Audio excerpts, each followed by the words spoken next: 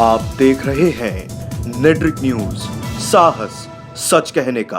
अक्सर आपने देखा होगा जब हमारे देश में चुनाव होता है तो विपक्ष उस समय एकदम से एक्टिव हो जाती है। मौजूदा सरकार की कमियां गिनाने में लगातार जुबानी हमले देखने को मिलते हैं।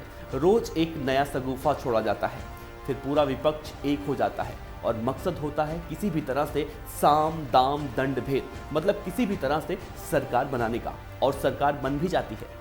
सरकार बनने के बाद क्या होता है, कोई इधर से टांग खींचता है तो कोई उधर से। मकसद वही होता है, अपना अपना काम निकलवाना। इसके बाद जो भी हो कोई फर्क नहीं पड़ता, सरकार रहे गिरे कोई मतलब नहीं। नमस्कार, मैं हूं देवनाथ पांडे और आप देख रहे हैं नेट्रिक न्यूज। अभी हाल में ही जिन 3 राज्यों में कांग्रेस की सरकार बनी है और अब सरकार बनने के बाद इन राज्यों में जो खिचड़ी पक रही है उसे देखकर तो यही लग रहा है। कांग्रेस को सरकार बनाने में बहुजन समाज पार्टी की अध्यक्ष और उत्तर प्रदेश की पूर्व मुख्यमंत्री सुश्री मायावती ने कांग्रेस को बिना मांगे अपना समर्थन तो दिया था और तभी कांग्रेस ने सरकार भी बनाई। लेकिन अब मायावती अपना समर्थन वापस लेने की धमकी दे रही हैं। मायावती की सरकार को बनाए रखने के लिए कुछ डिमांड है। मायावती ने कल एक प्रेस रिलीज जारी कर कहा था कि राजस्थान और मध्य प्रदेश में कांग्रेस सरकार से समर्थन वापस ले लूंगी। और इस धमकी की वजह ये थी कि इन दोनों राज्यों में 2 अप्रैल 2018 को हुए भारत बंद को लेकर दर्ज कराए गए मुकदमों को वापस लिए जाने की मांग। मायावती का कहना है कि ये मुकदमे राजनीतिक और जातिगत विद्वेष के चलते दर्ज कराए गए थे और इनमें निर्दोष लोगों को फंसाया गया है। मायावती की इस धमकी का असर होता हुआ दिखाई दे रहा है। एक निजी वेबसाइट के मुताबिक मध्य प्रदेश कांग्रेस की सरकार ने बीते साल SC/ST एक्ट को लेकर हुए विरोध प्रदर्शन में शामिल लोगों के खिलाफ दर्ज मामले वापस लेने का फैसला किया है।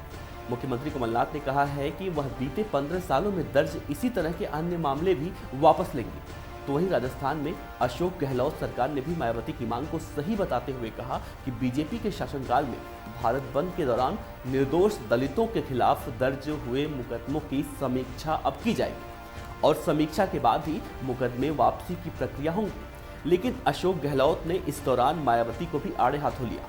गहलोत ने कहा कि राजनीति में नेता अपने कैडर को मैसेज देने के लिए ऐसी बातें करते हैं, वो अपना काम करें, हम अपना काम करेंगे। हालांकि अशोक गहलोत ने मायावती को बिना मांगे समर्थन देने के लिए धन्यवाद जरूर कहा। गहलोत कह रहे हैं कि मायावती की मांग स्वाभाविक है, लेकिन दलित वर्ग के खिलाफ दर्ज मामलों में कितने अपराधी हैं और कितने नहीं, ये तो जांच का विषय है। सरकार अपना काम करेगी, कानून अपना काम करेगा और मामलों की जांच की जाएगी। मतलब दलित हिंसा के आरोपियों को अब हीरो बनाया जाएगा, वजह ये बताकर कि कोई इस मामले में निर्दोष न फंसे।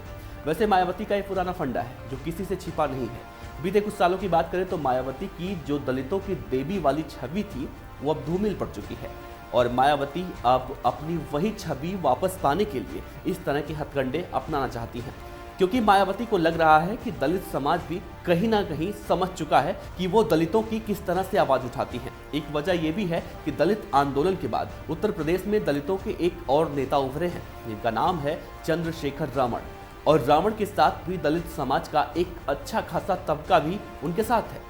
दूसरी तरफ पाटीदार नेता हार्दिक पटेल भी यूपी की राजनीति में दस्तक देने की फिराक में है और यही वजह है कि मायावती को ये डर सता रहा है कि अगर ऐसे ही चलता रहा तो कहीं मायावती की पार्टी बहुजन समाज पार्टी, जो कभी उत्तर प्रदेश की सत्ता पर काबिज थी, एक दिन इतिहास न बनकर रह जाए।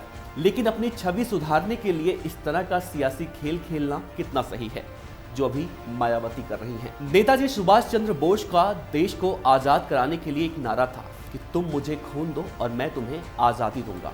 लेकिन आज की राजनीति में है तुम गुनहगारों को माफ करो, मैं तुम्हें सरकार बनाने के लिए समर्थन दूंगी। वाकई में देश बदल रहा है। मतलब अपनी सियासी रोटी सेकने के लिए मायावती तो पहले बिना मांगे समर्थन देती हैं और फिर अपना काम ना होने पर समर्थन वापस लेने की धमकी देने लगती हैं। मायावती के बारे में अगर ये कहा जाए तो गलत नहीं होगा कि माया की माया को कोई नहीं जान पाया। अगर आप ये वीडियो फेसबुक पर देख रहे हैं तो हमारे पेज को लाइक करें और यूट्यूब पर देख रहे हैं तो हमारे चैनल नेट्रिक न्यूज को सब्सक्राइब जरूर करें। शुक्रिया। हमारे साथ जुड़े रहने के लिए हमारे YouTube चैनल को सब्सक्राइब करें, साथ ही बेल आइकन को दबाएं। नेट्रिक न्यूज की खबरें सबसे पहले देखने के लिए।